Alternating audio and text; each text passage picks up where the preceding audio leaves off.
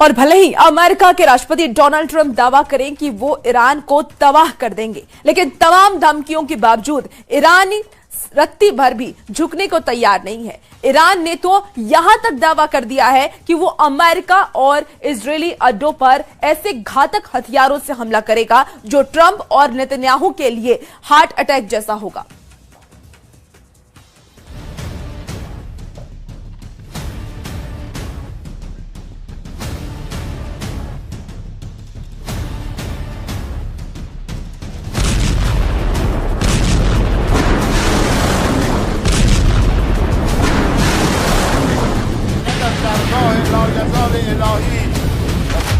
Iran में उतरे heart attack हथियार, तेहरान का सर्वनाश करेंगे ट्रंप। 8 अप्रैल 2026 से अब तक अमेरिका ने ईरान पर हमला नहीं किया है, लेकिन अब अमेरिका ने ईरान पर अब तक का सबसे बड़ा हमला करने का फैसला किया है। अमेरिकन सेंट्रल कमांड के chief commander admiral Brad Cooper ने ट्रंप को हमले का पूरा ब्लूप्रिंट भी दिखा दिया है। दावा तो यहां तक किया जा रहा है कि अमेरिका ईरान पर सीमित छोटा लेकिन अब तक का सबसे घातक और भीषण हमला करने जा रहा है। खबर तो यहां तक है कि 8 अप्रैल से अब तक जो सीज फायर का नाटक किया गया है, उसके पीछे अमेरिका की वो सैन्य तैयारी थी जिसे बड़ी तेजी से पूरा किया जा रहा है।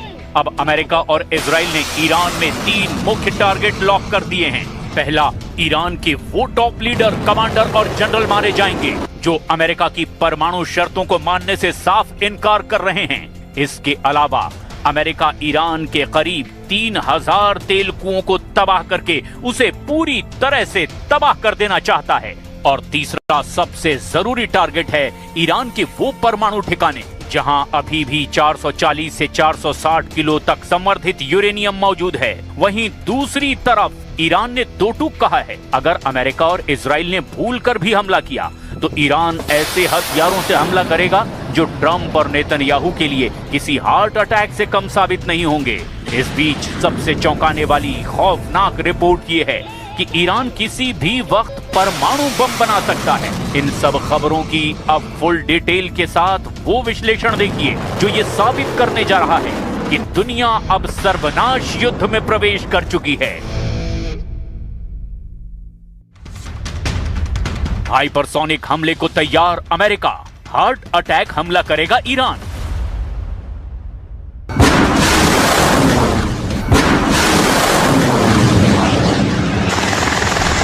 अमेरिकी सेंट्रल कमांड यानी सेंटकॉम किसी भी वक्त ईरान के बंदरगाहों, हॉर्मुज स्ट्रेट, हर द्वीप, तेल के कुएं और पाइपलाइनों पर हमला कर सकता है। इसके अलावा अमेरिका और इजराइल मिलकर ईरान के नतांज, एस्फान, फोर्दो, बुशर परमाणु ठिकानों पर भी हमले कर सकते हैं। इधर ईरान ने भी ऐलान कर दिया है कि इस बार ईरान ऐसे घातक नए हथियारों से हमले करेगा जिसकी कल्पना ना तो अमेरिका ने की होगी और ना ही इजराइल ने। दावा तो यहां तक किया जा रहा है कि ईरान के पास लंबी दूरी की हाइपरसोनिक मिसाइलें 70% से ज्यादा बची हुई हैं।